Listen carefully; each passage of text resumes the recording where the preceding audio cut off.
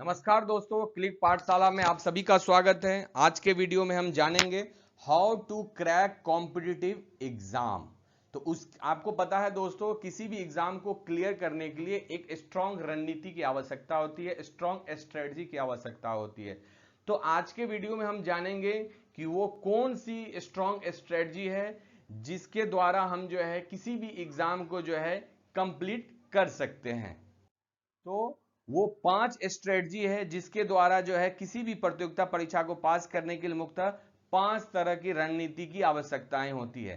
पहला है सिलेबस, दूसरा है प्रीवियस ईयर्स क्वेश्चंस, तीसरा है रिसोर्सेज, चौथा है रिवीजन, पांचवा है प्रैक्टिस। तो इस वीडियो में हम उन पांचों जो स्ट्रॉन्ग स्ट्रेटजी है उसमें जो है एक एक करके जो है सभी के बारे में हम जानेंगे।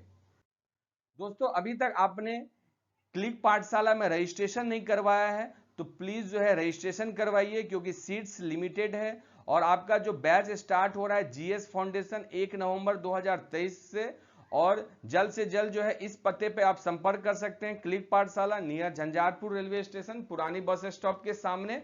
जो नंबर है आपका 7320861021 और दूसरा ब्रांच जो है नियर राम चौक, कनौली और झंझारपुर। इसका फोन नंबर है 8809501972 और स्कॉलरशिप टेस्ट भी रखा गया है 29 अक्टूबर को है। तो जल्द से जल्द जो है आप इस पते पे जाके संपर्क कर सकते हैं और या इस टेलीफोन नंबर पे जो है आप फोन करके भी जो है संपर्क कर सकते हैं। क्लास के बारे में आप जान सकते हैं और स्कॉलरशिप टेस्ट के बारे में आप पता कर सकते हैं। दोस्तों, how to crack competitive exam में जो पहला स्ट्रॉन्ग स्ट्रेटजी है वो है सिलेबस। जैसा कि आपको पता है दोस्तों कि यदि आप किसी भी कॉम्पिटिटिव एग्जाम की तैयारी करते हैं तो सबसे पहले आपको जानना होगा कि उस एग्जाम में क्या सिलेबस है, जो अक्सर विद्यार्थी जो है नहीं करते हैं दोस्तों। तो आपको पहले सिलेबस के बारे में जानना होगा।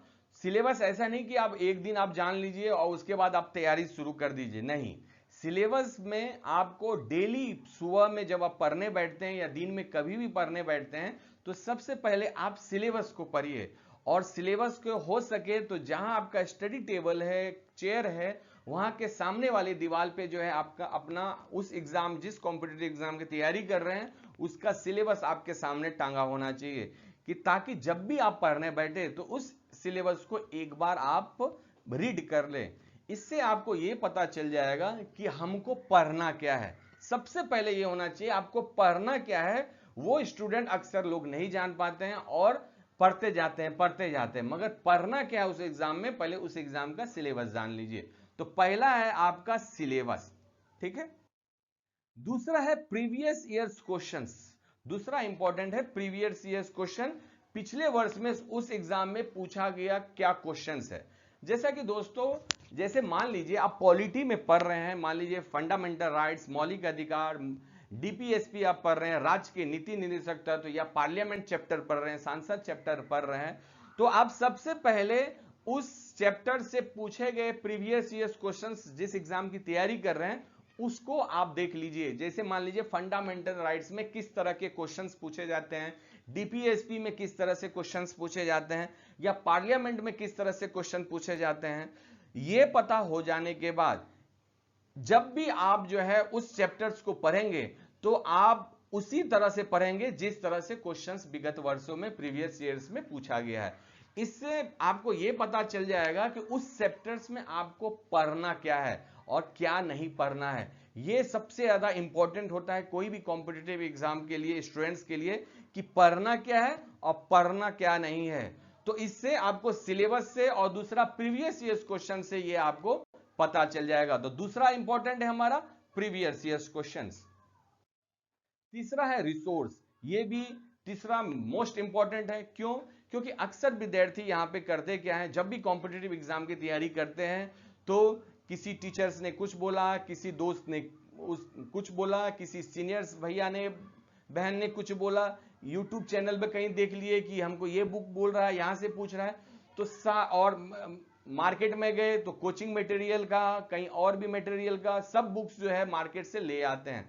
उससे होता क्या है, वो उनका कॉन्सेप्ट क्लियर नहीं होता है। मान लीजिए पॉलिटी ही पढ़ रहे हैं तो उनके पास 4 बुक है, तो भाई 4 बुक से क्या काम हो रहा है जब आपका एक ही बुक से आपका क्लियर होगा।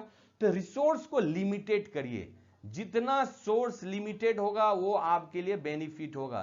तो लिमिटेड में मतलब जैसे मान लीजिए आप पॉलिटी पढ़ रहे हैं, तो पॉलिटी के लिए ज्यादा नहीं, एक आपकी एनसीईआरटी की बुक होनी चाहिए, एक क्या होनी चाहिए, एनसीईआरटी की बुक होनी चाहिए पॉलिटी की, और एक रेफरेंस बुक होनी चाहिए। जैसे मान लीजिए रेफरेंस बुक में हो गया आपका लक्ष्मीकांत, और जैसे कि आप क्लिक पाठशाला में पढ़ रहे हैं तो सर टीचर के द्वारा जो भी इंपॉर्टेंट नोट्स आपको क्लास नोट्स कराया जा रहा है, मान लीजिए पॉलिटी का, वो, इसके अलावा आप कोई भी बुक मत पढ़िए, इस ये आपके लिए रिसोर्स काफी है।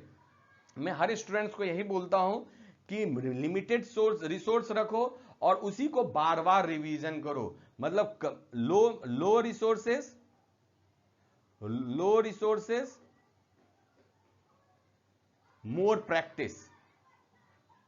आप यदि एक ही रिसोर्स को, एनसीईआरटी को ही या कोई रेफरेंस बुक को आप 1 से लेके 10 कम से कम 10 बार आप कम से कम पढ़ते हैं और आप प्रीवियस ईयर्स क्वेश्चन देखते हैं और सिलेबस को देखते हैं, यकीन मानिए कि कोई भी एग्जाम में आप बैठिएगा उससे ज्यादा क्वेश्चंस आपका बाहर नहीं जाएगा। और टीचर पढ़ा रहे हैं आपको, उसको सुनिए, टीचर इंपॉर्टेंस क्लास नोट्स लिखा रहा है और उसको आप देखिए। डेली जो वीकली जो टेस्ट होगा, वीकली टेस्ट आप अटेंड करिए, क्वेश्चन नहीं बन रहा है टीचर से पूछिए, बस इतना करना है। रिसोर्सेस को जो है बहुत ज्यादा नहीं करना है। तो यकीन मानिए मैक्सिमम स्टूडेंट यहीं पे जो है फेल हो जाते हैं। तो आपको क्या करना है, पहला सिलेबस, दूसरा क्या करना है प्रीवियस ईयर्स क्वेश्चन, और तीसरा रिसोर्सेस को कम रखना है और उसी को बार बार रिवीजन करना है। चौथा है आपका मोस्ट इंपॉर्टेंट रिवीजन, बहुत ही इंपॉर्टेंट है। मैक्सिमम विद्यार्थी क्या करते हैं कि सिर्फ पढ़ते जाते हैं और रिवीजन सिर्फ एग्जाम के टाइम में थोड़ा बहुत कर लेते हैं। इससे क्या होता है, एग्जाम में है उनको काफी सारे क्वेश्चंस नेगेटिव हो जाते हैं। तो दोस्तों अगर आप जो है कोचिंग कर रहे हैं, टीचर की बातों को सुन रहे हैं, क्लास नोट्स लिख रहे हैं, बुक पढ़ रहे हैं, और वो बुक या नोट्स रिवीजन किया हुआ आपको कई महीना कई साल लग जाता है, तो समझिए वो चीज आप भूल जाइएगा। तो इसीलिए सबसे ज्यादा जो इंपॉर्टेंट है how to crack competitive exam में, वो सबसे ज्यादा इंपॉर्टेंट है तो वो रिवीजन। अगर आप रिवीजन नहीं करिएगा तो आपको जो है कंटेंट याद नहीं रहेगा और आप अक्सर जो है एग्जाम में कंफ्यूजन कर जाइएगा कौन सा आंसर होगा। इसीलिए रिवीजन बहुत ही इंपॉर्टेंट है। रिवीजन का भी एक तरीका होता है दोस्तों। रिवीजन जैसे मान लीजिए आप कोई टॉपिक पढ़ रहे हैं, मान लीजिए फंडामेंटल राइट्स, तो ऐसा नहीं कि मान लीजिए आज फंडामेंटल राइट्स कोचिंग में पढ़ाया और खत्म हो गया तो आज आप फंडामेंटल राइट्स पढ़ रहे हैं तो बस हो गया, नहीं। जैसे मान लीजिए आज कोई भी डेट हो, आज फंडामेंटल राइट्स पढ़ रहे हैं तो ठीक 7वें दिन के बाद उस फंडामेंटल राइट्स का एक बार जो आज का पढ़ा हुआ और ठीक रिवीजन हो जाना चाहिए, और ठीक 15वें दिन उसके सेकेंड वीक में उसका एक बार रिवीजन हो जाना चाहिए, और महीना के लास्ट में, मंथ के लास्ट में जो है एक बार रिवीजन हो जाना चाहिए। मतलब पढ़े हुए चीज को महीना में कम से कम 4 बार जो है रिवीजन होना चाहिए। 4 से 5 बार यदि रिवीजन करते हैं तो यकीन मानिए, ये हर चैप्टर्स की बात कर रहा हूं मैं, एग्जांपल जो है फंडामेंटल राइट्स के लिए हूं। इस तरह से आप हर बुक के, हर सिलेबस के, हर बुक के हर चैप्टर को इसी तरह सप्ताह 15 दिन पे, महीना के लास्ट में आप रिवीजन करते हैं 4 से 5 बार, और यकीन मानिए आपसे कोई भी क्वेश्चन जो है गलत नहीं होगा। और रिवीजन से जो दोस्तों सबसे ज्यादा जो फायदा मिलता है वो सेल्फ कॉन्फिडेंस। सेल्फ कॉन्फिडेंस बहुत जरूरी है किसी भी एग्जाम के कंप्लीट करने के लिए दोस्तों, वो सेल्फ कॉन्फिडेंस बहुत जरूरी है। इससे आपका आत्मविश्वास बढ़ता है, और जब भी आप क्वेश्चन सॉल्व करते हैं तो आपसे बनता है तो आपका क्या होगा, आत्मविश्वास बढ़ेगा। तो रिवीजन बहुत जरूरी है, रिवीजन को जरूर करिए दोस्तों। नेक्स्ट इंपॉर्टेंट है दोस्तों प्रैक्टिस। नेक्स्ट इंपॉर्टेंट है आपका प्रैक्टिस। तो प्रैक्टिस जो है आपका दोस्तों क्यों जरूरी है, क्योंकि इतने सब करने के बाद अगर आप प्रैक्टिस नहीं करते हैं तो फिर एग्जाम में आपको जो है गलती होने की संभावना हो जाती है। इसीलिए कहावत है मोर प्रैक्टिस मोर गेन। जितनी ज्यादा प्रैक्टिस करेंगे उतना ज्यादा आप सीखेंगे। तो 5वां इंपॉर्टेंट है आपका प्रैक्टिस। अगर आप प्रैक्टिस करते हैं अपनी गलतियों को, यदि एग्जाम से पहले आपकी गलतियों को सुधारते हैं तो एग्जाम में उसी तरह के क्वेश्चंस पूछे जाएंगे तो आपके गलती होने की चांसेस जो है बहुत ही कम रहेगा। इसीलिए आप रिवीजन के साथ साथ प्रैक्टिस भी करिए। इसीलिए क्लिक पाठशाला, जब भी आपका चैप्टर्स और टॉपिक खत्म होगा इंपॉर्टेंट, जो एग्जाम में प्रीवियस ईयर्स में क्वेश्चन पूछा गया है, तो डेली या वीकेंड में जो है एक बार प्रैक्टिस कराया जाएगा, ताकि जो है किसी भी तरह का क्वेश्चन पूछा जाए वो स्टूडेंट का जो है गलती ना हो। आशा करता हूं कि आपको यह वीडियो अच्छा लगा होगा, बड़ी हेल्पफुल लगा होगा कि हम वो 5 स्ट्रेटजी के बारे में जाने कि how to crack competitive exam. और आशा करता हूं कि आप इस स्ट्रेटजी को अपने डेली लाइफ में जो है इसको जो है आप अमल में लाएंगे। तो अभी तक हमारे चैनल क्लिक पाठशाला को आपने सब्सक्राइब नहीं किया है तो प्लीज सब्सक्राइब करें और इस वीडियो को ज्यादा से ज्यादा शेयर करें। Thank you. All the best for your exam.